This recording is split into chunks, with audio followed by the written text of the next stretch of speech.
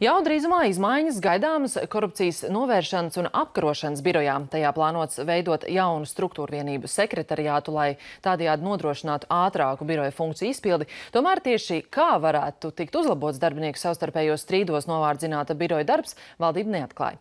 Turpina Madara Līcīte.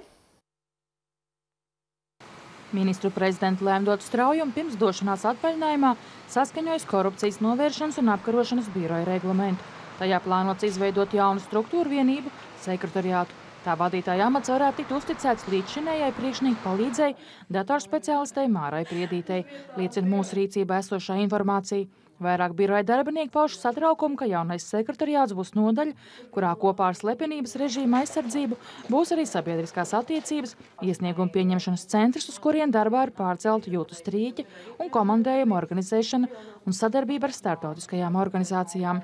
Biroja vadība intervijai ar Latvijas televīziju nepiekrita, tā vietā deleģējot runāt preses sekretāri. Funkciju realizācija notiks esošo un jaunizveidoto struktūru vienību ietveros ar mērķi uzlabot biroja darbību un tā efektivitāti. Šis te jūsu minētais sekretariāts atbilstoši reglamentā noteiktajām, tajā strādās knāba amatpersonas un darbinieki, un varam atzīmēt, ka struktūrālās izmaiņas neparedz papildus budžeta izmaksas, kā arī personāla sastāvs paliek nemainīgs. Visticamāk, jaunajā birojā strādās arī līdzšinējais biroja politikas plānošanas galvenais speciālists Alvils Strīķeris. Viņa ārpus darba aktivitātes ir muzicēšana, un lielākā daļa dziesmu tekstu satura necenzētus vārdus. Viņš pats no komentāriem, vai šis viņa vaļasprieks nemet ēnu uz tiešo pienākumu pildīšanu, atteicās.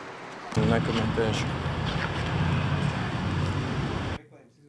Tikmēr nu pat publicētajā Freedom House pētījumā par attīstības valstīm, kā viena no problēmām Latvijā minēts, ka knabi ir cietis no iekšējām cīņām. Tas ir jau otrais starptautiskais novērtējums, kur Latvijas tēlu negatīvi ietekmē biroja sliktā vadība un konflikti. Pirmo reizi šī problēma tika diezgan plaši apskatīta pirmajā Eiropas komisijas pretkorupcijas ziņojumā šā gada sākumā. Madara Līcīte, Latvijas televīzija.